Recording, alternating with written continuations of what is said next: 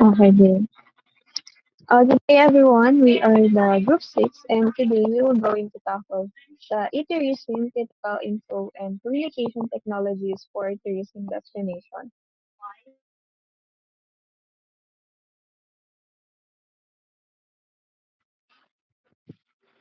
Next slide. So here's the content. First, the introduction, consumer and demand dimensions, technological innovation, industry functions. Next slide. Introduction. So, Destination Management Organization or DMO use ICT in order to facilitate the tourist experience before, during, and after the visit, as well as for coordinating all partners involved in the production and delivery of tourism, according kay Buhalis, 1997. Destination Management System or DMS facilitate this function by handling a wide range of requests and providing information on the ever-increasing supply of tourism products in an efficient and appropriate way. So, itong DMO is organization siya na responsible siya sa promote and pag-manage ng tourism industry. While itong DMS is po siya na natulungan niya yung DMO by providing real-time information sa tourism product. Next.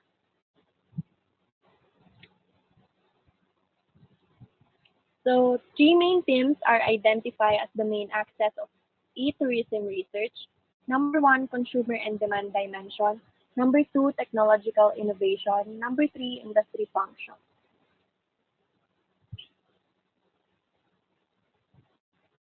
Consumer and demand dimension. It is to enable prospective travelers to access a much greater wealth of reliable and accurate information provided by tourism organizations, private enterprises, and more by other users or consumers. Internet technology as part of their marketing and communication strategies and have already generated significant proportions of their business online. So, consumer dimension is nag-focus siya sa pag-alam kung ano ba yung wants and needs ng customers.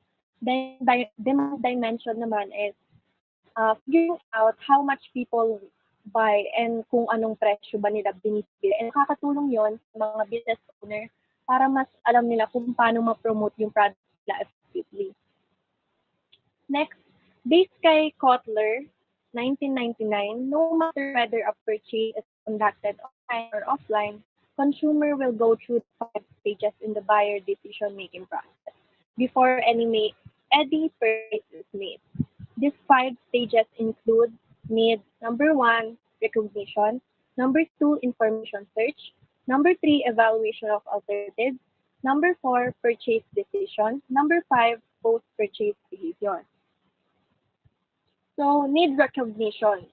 A contemporary or connected consumer is far less willing to wait or put up with delays to the point where patience is disappearing virtue. Internet as a medium for searching travel information, most, if not all, tourism organizations have established websites to publicize their offerings as well as to collect consumer data. Dito sa need recognition, pumapasok yung reason natin kung bakit ba tayo travel sa isang destination. Example, yung external stimuli at saka yung internal stimuli. So, external stimuli is about siya sa panlabas na reason natin bakit ba tayo nag-travel sa isang destination. For example, magta-travel ako sa Zambales. Mag-travel ako sa Zambales para lang yung food nila doon. So, yun yung reason ko bakit ako punta sa Zambales. While yung internal stimuli naman is about siya sa emotion.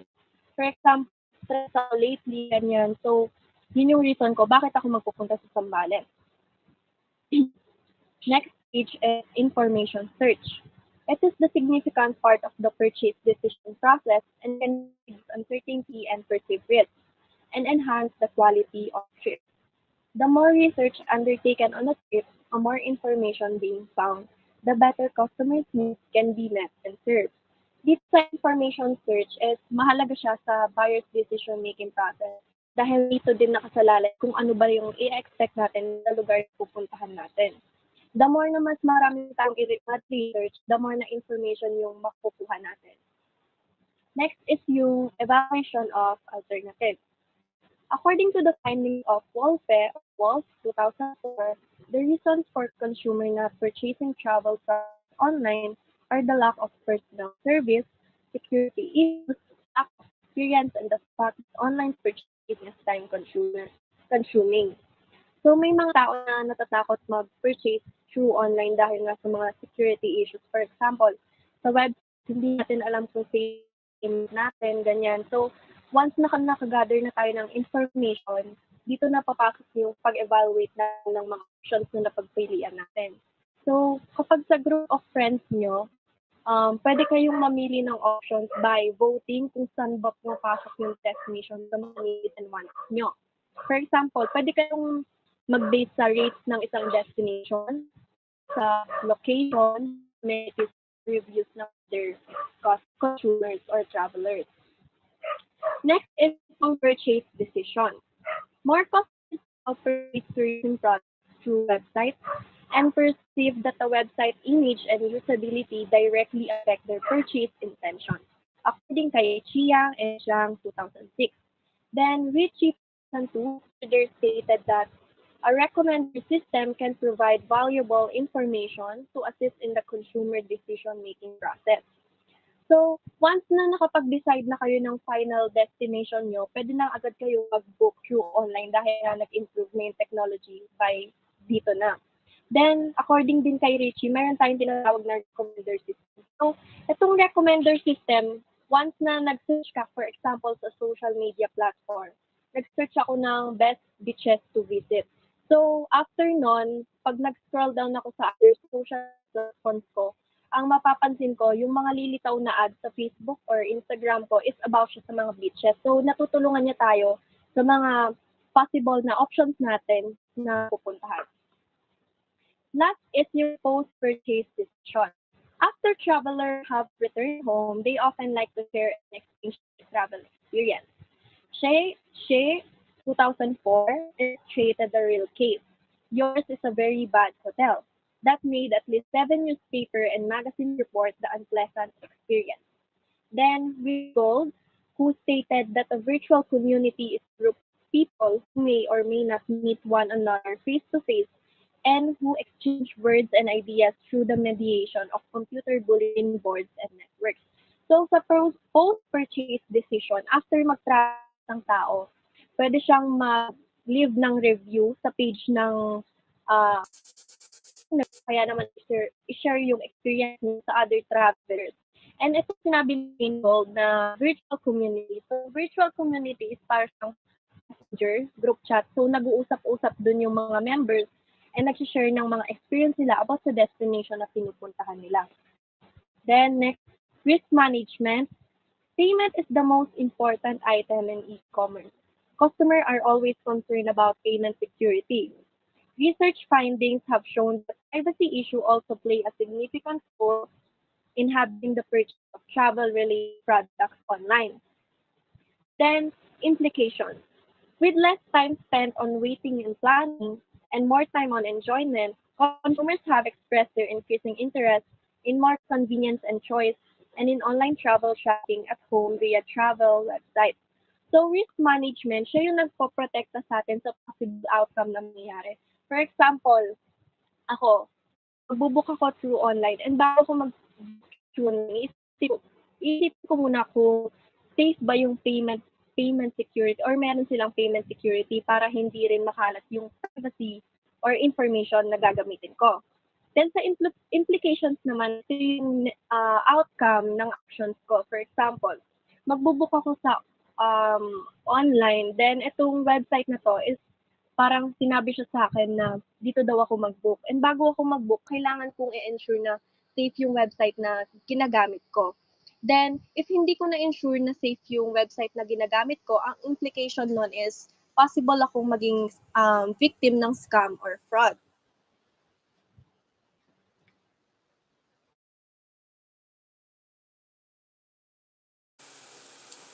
And next, technological innovation is a new improved product or process whose technological characteristics are significantly different from before. Implemented technological product innovation are new product innovation or process innovation that have been brought to the market. And there's two types of technological innovation.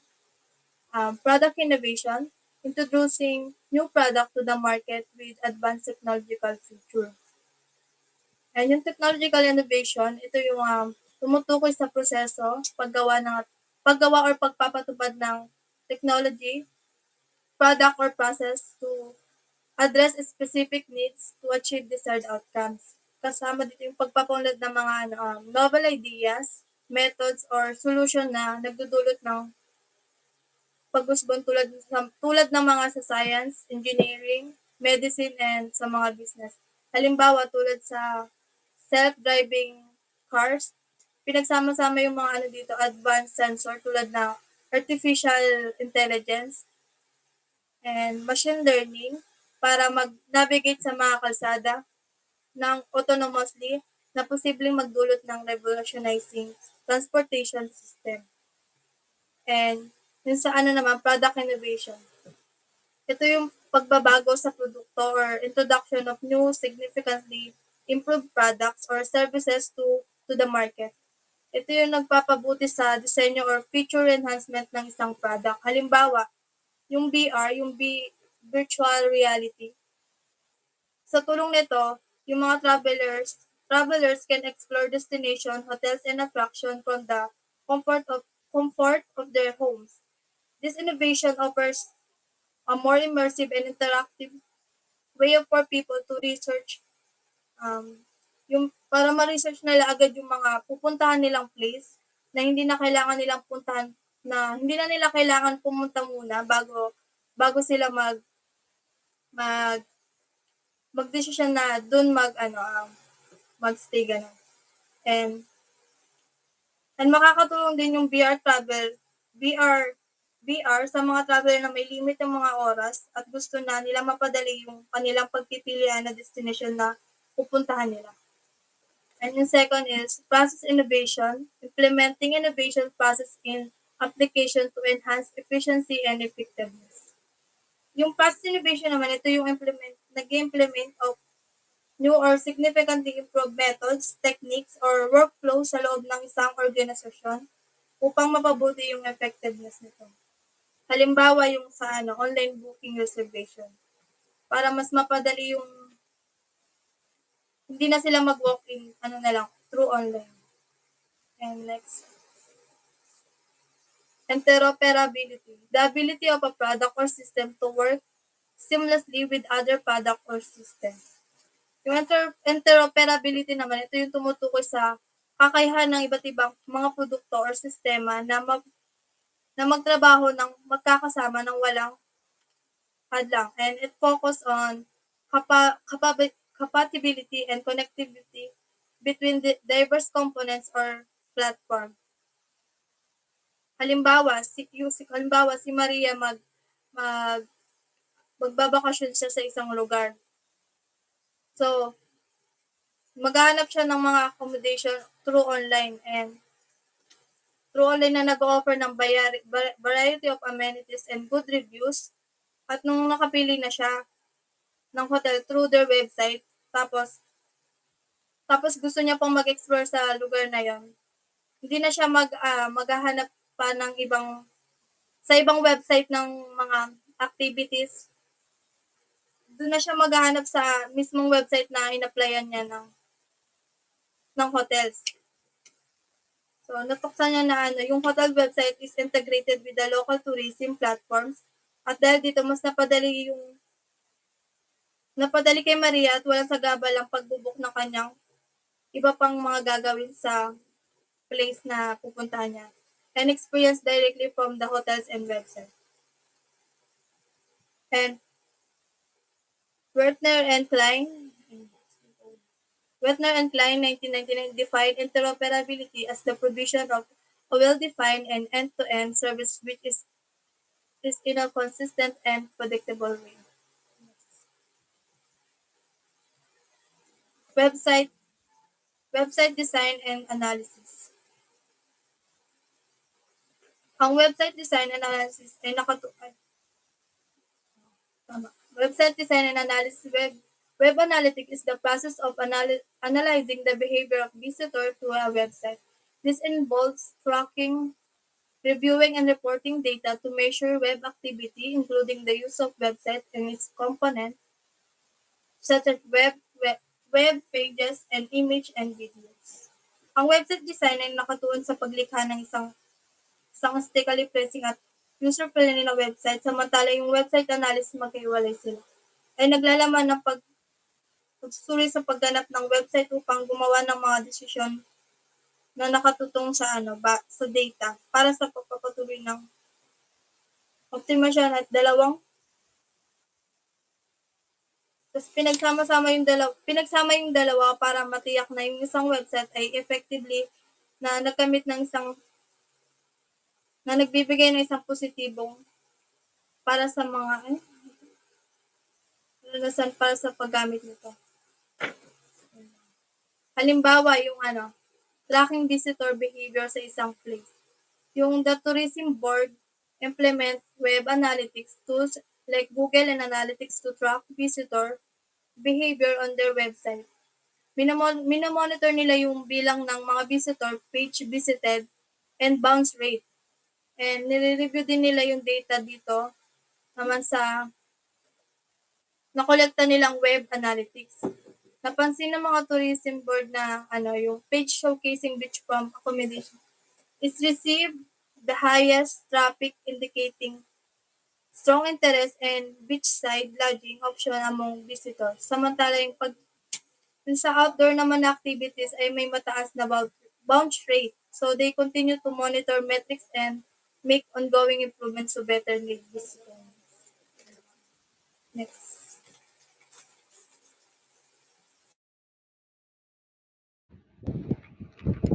So my highlight in our report is industry functions.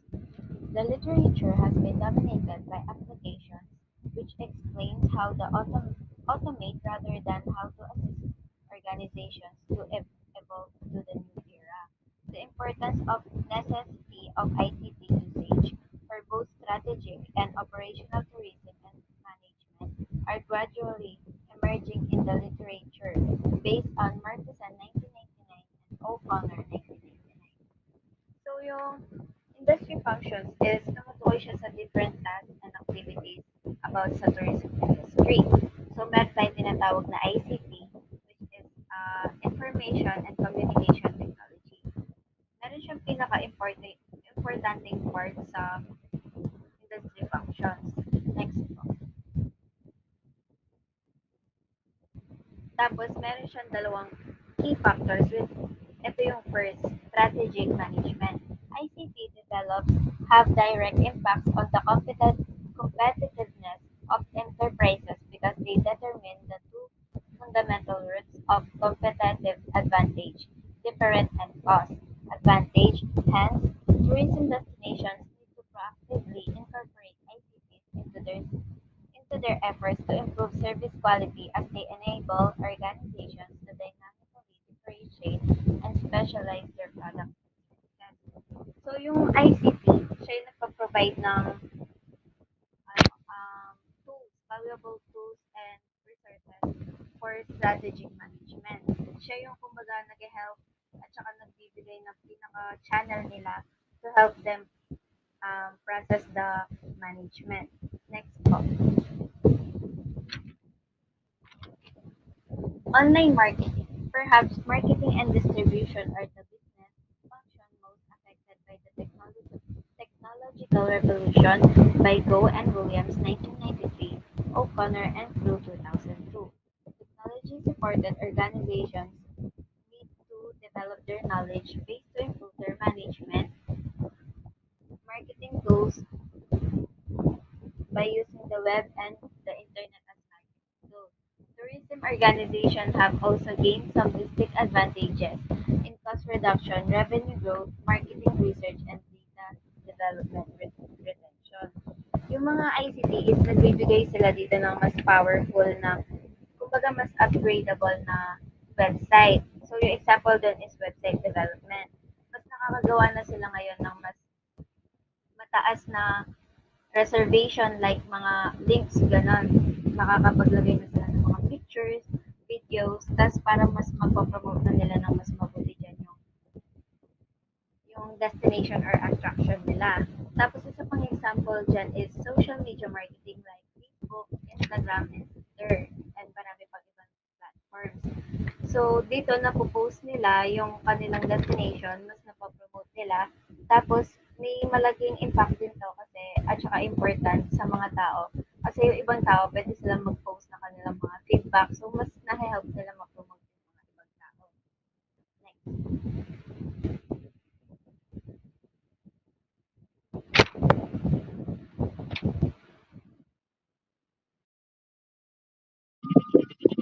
Good day again, everyone. Let us now proceed to Web 2.0, online community and destination marketing. Next slide, please.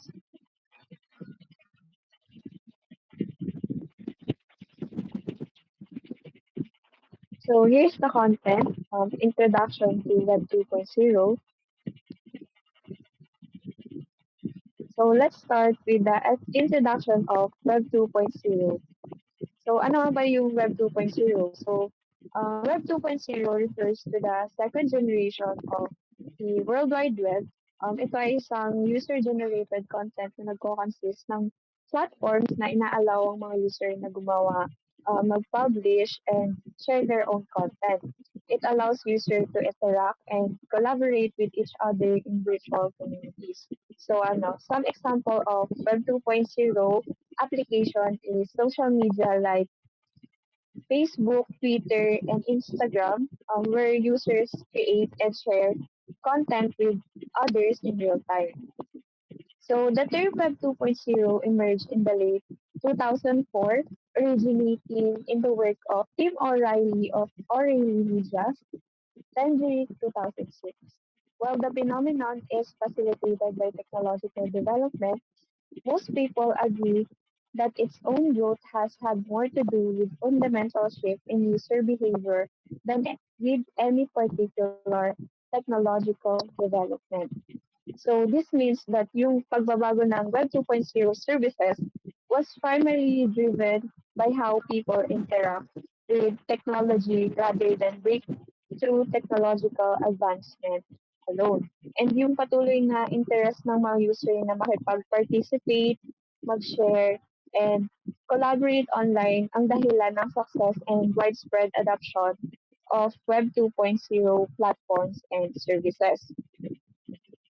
An example of how fundamental change in user behavior which drove the growth of Web 2.0 is the shift from passive consumption of content to active participation and contribution on platforms like social media. So if dati, yung mga user is nagko-consume or kuha lang ng kuha ng information, ngayon gumagawa at nag-share na sila ng content, nag engage sa mga conversation, and gumagawa na rin ng mga online communities. So Tim O'Reilly, the technology publisher who coined the term, prefers to describe Web 2.0 as an attitude rather than a technology. So when describing Web 2.0 as an attitude rather than a technology, it means na mas nagpo-focus sa mindset and approach ng user sa internet imbes sa mga specific tools or systems. So let us now proceed to understanding the tourist community. So Wang et al. 2002 proposed a framework for understanding the virtual community. So the following is considered as a unique characteristic of virtual community, which is number one, place, second, symbol, third, and virtual. So let's start with the virtual community as a place. So sa offline world, ang community ay isang physical venue for social and economic relationship. So similar to physical community, a virtual community is where like-minded individuals meet. So next one is the virtual community as a symbol. So people attach symbolic meaning to a community. So virtual community exists because participants define it and give meaning to it. So for example na lang is dun sa Reddit. So meron doon na sasali ka sa subreddit which is mamimili ka kung ano yung community gusto mong salihan which is may sarili-sarili silang purpose and yung mga and different culture of course. And next one is virtual community as a virtual.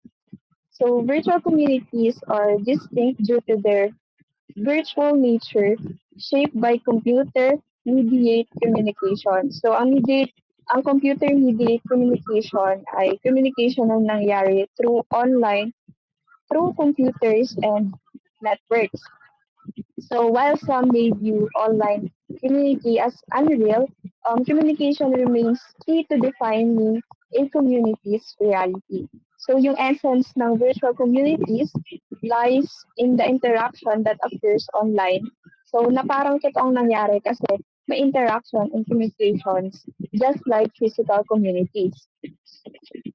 Next one is let's now proceed to the theoretical notion of virtual community can only be made possible by four operational elements. So from the word operational, so mag-work ang isang virtual first community because of these four. So number one is people.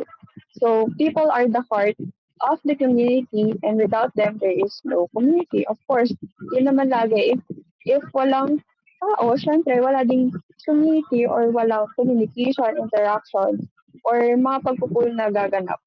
And next one is purpose. So of course, every community there should be a purpose, and a shared purpose guides a community, clarifying its goals, target audience, and members' benefits. Next one is policy. So, lahat ng virtual community, meron silang policy or guidelines na sinusunod. Minsan, meron din to join a certain community, there is syempre may mga requirements na dapat ka ma-meet to join a community. So, it guides online behavior in virtual communities covering joining requirements, communication styles, conduct, privacy, security, and consequences for non-compliance. And the next one is computer systems. So this serve as a foundation of virtual communities, so enabling access to information and social interaction for large number of people. So some example of these are social media platforms like yung Facebook, Twitter, Instagram, um, and etc. Next slide, please. So here's a conceptual model of virtual tourist community, which is adapted from Wang et al. 2002. Next slide.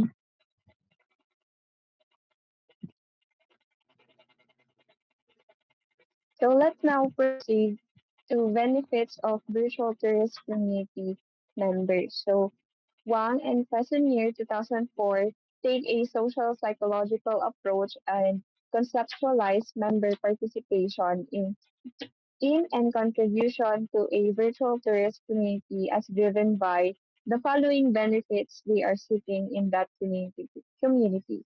So the first one is functional benefits, second is social benefits, third is psychological benefits, fourth is hedonic benefits. So let's start with functional benefits. So nakukuha ng tourist community members ang functional benefits kapag nag-online sila to fulfill or do a specific activities. And according to Armstrong and Handel, 1996, functional benefits can also be involved transaction where members purchase or sell products or services. Example ng functional benefits for tourist community member going online is kapag they access detailed travel itineraries, book a accommodation, and purchasing ticket for attraction seamlessly without being restricted by time or location. So, pwede lang gawin yun anytime and anywhere. Next one is social benefits. So, virtual tourist communities offer social benefits such as providing help and support, formal socializing through various communication methods, exchanging ideas, forming relationships, and engaging with each other, which with other members. So, the social benefit also include yung pag-improve ng communication, forming trust among the members and community owners, as well as nai-enhance yung relationship nila through the activity within the community. So, an example of the social benefit is kapag yung tourist is nag-engage sa discussion sa community, nag-share siya ng travel experience, nag-share na din siya ng tips, recommendation, na pwedeng mag-form ng friendship with with other members, and with that, na i-improve yung communication niya and many more. Next one is the psychological benefits. So, virtual tourist communities offer psychological benefits to members beyond functional and social advantages. So, yung psychological benefits is yung parang sense of belonging, identity expression, and affiliation within the members of community. So being part of virtual peers community can provide a source of community, understanding, and a strong connection that becomes an integral part of members' lives.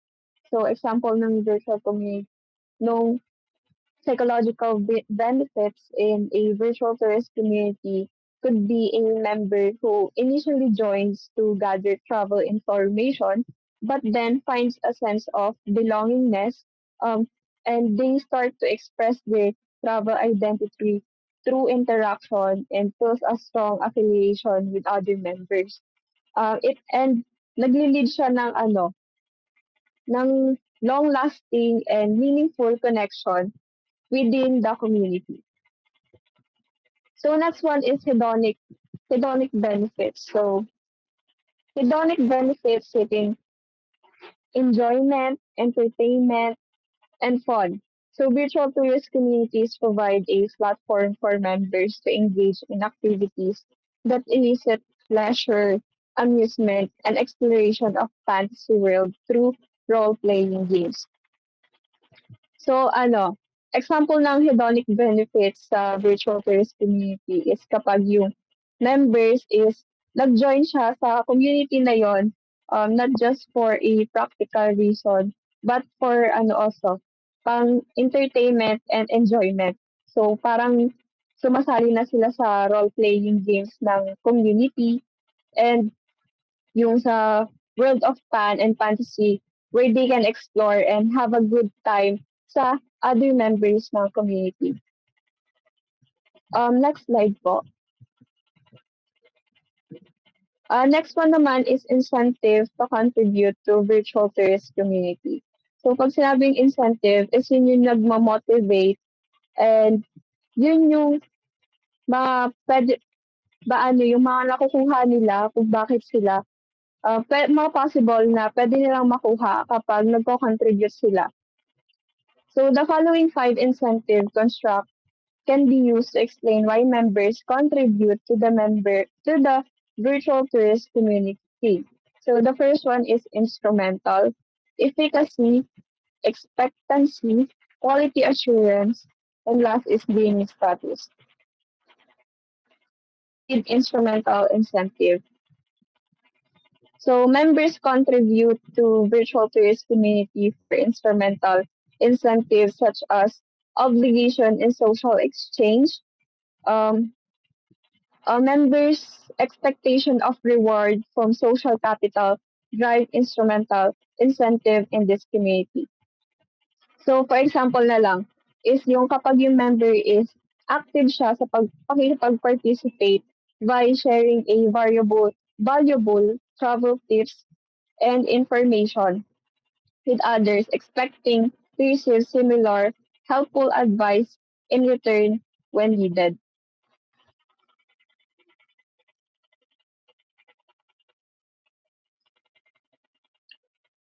Next one is efficacy incentive.